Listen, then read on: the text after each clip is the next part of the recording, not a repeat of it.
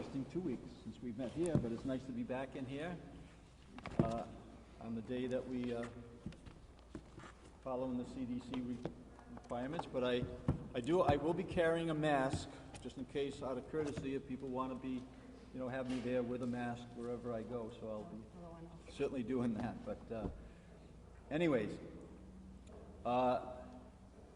This morning I did sign that executive order updating the mask wearing guidelines.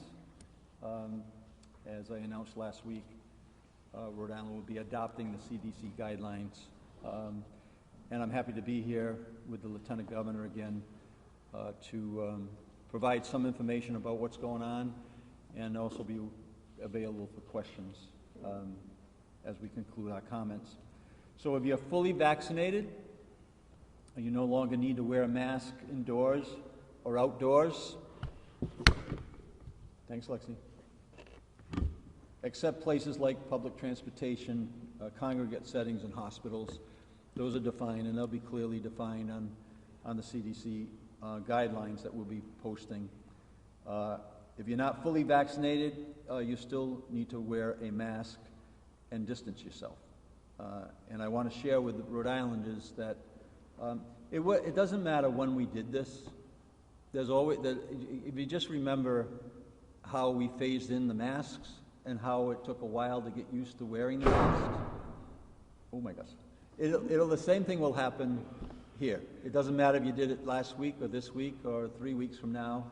There's going to be a phase in terms of that. So we want to make sure that people are courteous and they also have patience, because there's going to be some businesses where you work or where you do business that are going to be asking people to wear masks, and we understand that. But right now, we are following the CDC guidelines, but it is up to the businesses to determine how they want to operate. But we're in a spot, like I said, because of our vaccination rates that really allow us to follow these guidelines. 97% of our 65 to 74 years old have been vaccinated at least once. 88%, I think it is, in that range of 75 and older have been vaccinated at least once. And most have been fully vaccinated. 60 and older, we're in about the 85% range. There's a credit to those people who did the logistics on the ground, whether it's REMA or FEMA, our health department, with the leadership of Tom McCarthy and Tony Silver in our office, along with the General Callahan. So we want to let people know, as I said before last Friday, that it's safe, and we wouldn't be doing this unless it's safe. I was on a call today with the White House and with their team, with the governors, which is a weekly call with the NGA, the National Governors Association, and they went into the great detail of why they would think that it's safe and why they did provided that statement last week. And they're very comfortable, and as we are as well. So I'll be on visits. We did get a visit from the Vice President a few weeks ago. We're hearing that the President might be around, but we haven't got any details to share with you. He might not be in the state, may be in the state, who knows? We'll find out. When we do, we'll let you know. But I'm having a visit with Randy Weidengarten this week, the President of the American Federation Teachers. Last week, in a speech, the President said that there's no doubt schools must be open in person 5 days a week. I certainly agree with that, and so we have something very much in common in terms of come September to make that happen. The General Assembly will hold 4 votes this week on the minimum wage increase and our administration's bill to get people back to work, and I look forward to signing both of those bills and happy to answer any questions on those. And Thursday we will hold our third community conversation on the Rhode Island 2030 series. Last week we covered housing. This week we're going to have a conversation about the importance of higher education. We'll begin that at 5:30 on my Facebook page. And every week we'll have a topic that will drive that 2030 plan. People who are watching, if they have suggestions, they certainly can provide those to me. And with that, I will hand it over to the Lieutenant Governor. Thank you, Governor. Good afternoon. This is day 35.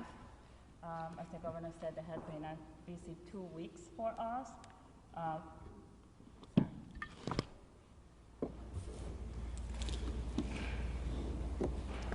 Thank you. Thank you. Is that it? All right. Thanks. Thanks. So as I was saying, this is day 35, and the last 2 weeks has been extremely busy for the governor and myself. I've continued to work with him and to continue our visit to the 39 cities and towns. We're making progress on it. And we also participated of the Quahog adventure that we just had together. So we learned a lot. I learned a lot about a part of Rhode Island that I didn't know much about it. So going to Warwick and how important that is for the state of Rhode Island and for the seafood for the state of Rhode Island. So with that, I just want to encourage everyone to go and visit the seafoodri.com and make sure that you're following everything that is happening there. So we had some good things that happened in this past week, and then also some really awful news that we had, unfortunately, in this past week, which has been keeping us all really busy, the governor and myself. Some of the, I don't want to repeat the stuff that the governor already said, but because we have been doing a lot of the same, visiting the same places. But some of the things to mention, we went to visit another clinic, vaccine clinic, and typical Rhode Island. So when you put the address on Google, it tells you that you're going to North Situate. But when we got there, they told us, no, you're actually in Gloucester. Yes. So we were able to, we had two communities working together, Foster and Gloucester, to vaccinate their community. And they're doing an amazing work. And you have to see the level of collaboration and in the level of engagement that the volunteers had. They had been working together since December, having this clinic, in the amount of collaboration that they had, and they were so glad to be together with one another. It was a great experience that we had, and that was over the weekend. I continue to have the bi-weekly small business town hall. I participate of the town halls every other week. The governor was doing it weekly, but the town halls are gonna happen weekly. In the weekend when I'm not there, Chris Barisi is gonna be leading the conversations, gonna have one director and go deeper into one topic. My staff is gonna be covering that because we have this press conference on Tuesday also. That's why I'm alternating the two events.